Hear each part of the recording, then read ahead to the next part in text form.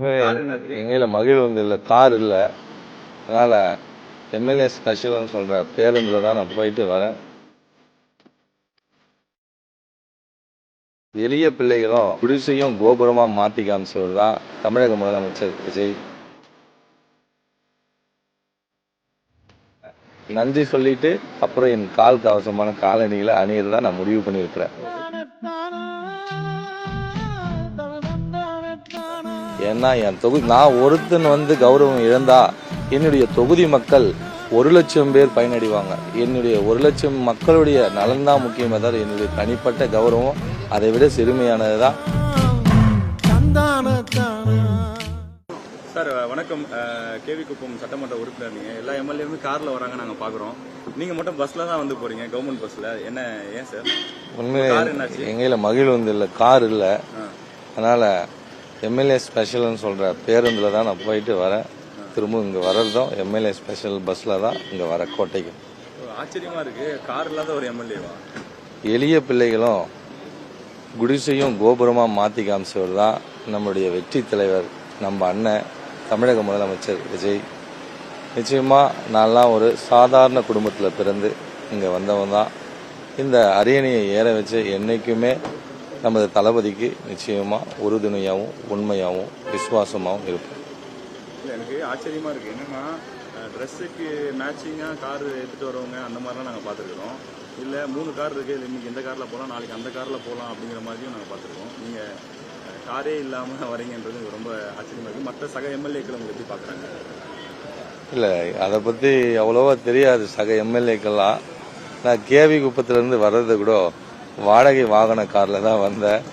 அதுக்கும் இப்போ வெயிட்டிங்கிற ஒரு காத்திருப்பு வாடகை இருக்காம அவங்கள அனுப்பிச்சி விட்டு திரும்பவும் நான் போகும்போது புதிய கேபை புக் பண்ணி தான் போகிற சூழலில் தான் நான் இருக்கேன். அது ஒன்றும் தவறு ஒன்றும் இல்லை. எங்கையில் என்ன இருக்குதோ அதை வச்சு நான் பயணிக்கிறேன், அவ்வளோ. இல்லை, வழக்கமாக எம்எல்ஏக்கள்லாம் அந்த பந்தா காட்டுறது இந்த மாதிரிலாம் பண்ணுவாங்க. ஸோ அதனால தான் அந்த கேள்வி கேட்டேன். அப்படியெல்லாம் இல்லை. எல்லாரும் காரில் போகிறப்ப நீங்கள் மட்டும் பஸ்ஸில் ஏற போனீங்க, அதனால தான் உங்களை கூப்பிட்டு இப்போ பேட்டி எடுக்கிறேன். இல்லை, அப்படியெல்லாம் இல்லை.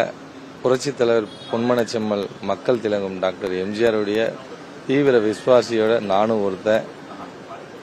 மக்களுக்காகவே வாழ்ந்தான் இந்த தென்றல் குமார் என்ற பேர் இருந்தாவே போதும். ஒரு நாளைக்கு காலையில் ஒரு 3 இட்லியும் 1 வடையும், மதியம் சாப்பாடு, இரவு நல்ல உறக்கம் இருந்தால் அதுவே மிகப்பெரிய செல்வமாக நான் கருதுகிறேன். நிச்சயமாக இந்த மக்களுக்காக, இந்த தொகுதி, எங்கள் தொகுதி கேவி குப்பம் தொகுதி மக்களுக்காக இந்த என்னுடைய தவ வாழ்க்கை இருக்குன்னு நான் சொல்கிறேன். சார், இப்போ செப்பல் போடாமல் வந்திருக்கீங்க சார், எதுவும் காலில் அடிபட்டிருக்கா இல்லை ஏன் செருப்பு போடாமல் வந்திருக்கீங்க? இல்லை, அப்படியெல்லாம் இல்லை சார்.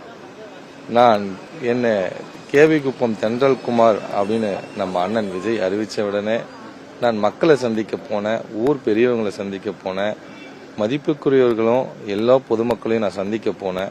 அப்படி போகும்போது ஒரு வீட்டாண்ட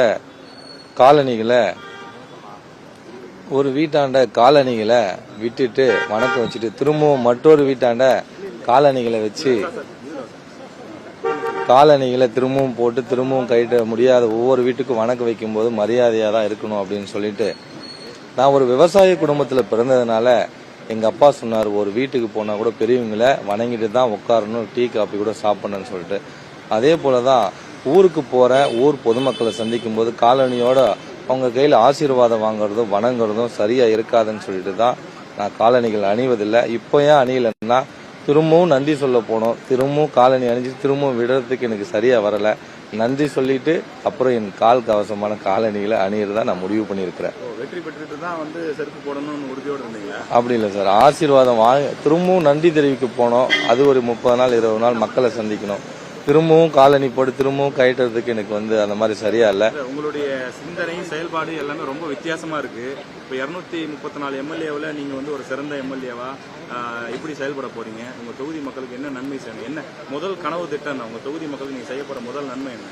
நிச்சயமா என்னுடைய கேவி குப்பம் சட்டமன்ற தொகுதியில் பல்வேறு வாக்குறுதிகளை நானும் கொடுத்திருக்கிறேன். நிச்சயமா நிறைவேற்ற ஏறாத படிக்கட்டு, குடிக்காத கையும் கால்களும் இருக்காது. நிச்சயமா கையில காலில் உயிந்தாவது சம்பந்தப்பட்ட துறையுடைய அமைச்சர் கையில காலில் உயிந்து எழமாட்ட அவங்க எப்போ என்னுடைய கேவி குப்பம் தொகுதியின் பட்டியலில் மருத்துவ பெட்டோ மருத்துவமனையோ காவல் நிலையங்களோ பொதுப்பணித்துறை கட்டிடங்களோ அனைத்துமே அவங்க ஓகே உன்னுடைய பெயர் சேர்க்கப்பட்டது கேவி குப்பன்னு சொன்ன பிறகுதான் நான் கையவே காலில இருந்து எடுப்பேன். ஏன்னா என் தொகுதி நான் ஒருத்தன் கௌரவம் இழந்தா என்னுடைய தொகுதி மக்கள் 1,00,000 பேர் பயனடைவாங்க. என்னுடைய 1,00,000 மக்களுடைய நலன் தான் முக்கியமே தவிர என்னுடைய தனிப்பட்ட கௌரவம் அதை விட சிறுமையானதுதான். நிச்சயமா என் தொகுதி மக்களுக்கு அனைத்து வசதிகளும் நான் செய்து கொடுப்பேன். பரதராமி பகுதியிலே தொழிற்சாலை சிப்காட் தொழிற்சாலை அமைத்து ஒவ்வொரு குடும்பத்துக்கும் 30,000 35,000 சம்பளத்தை நிச்சயமா நான் பெற்று கொடுப்பேன்னு வாக்குறுதி கொடுத்திருக்கேன். நிச்சயம் நான் நிறைவேற்றுவேன். உங்க பேரு எந்த தொகுதி? என் பேர் தென்றல் குமார், கேவி குப்பம் சட்டமன்ற தொகுதி, வேலூர் மாவட்டம். நல்ல ஒரு சிறந்த சட்டமன்ற உறுப்பினராக நீங்க செயல்பட்டு இந்த 5 வருஷம் முடியறப்ப ஒரு மிக சிறந்த சட்டமன்ற உறுப்பினரா வர வாழ்த்துக்கள். தொகுதி மக்களுக்கு நிறைய நல்லது பண்ணுங்க. நாங்களும் வாழ்த்துறோம் சார். நன்றி. ரொம்ப நன்றி. ஓகே. நன்றி. ஓகே.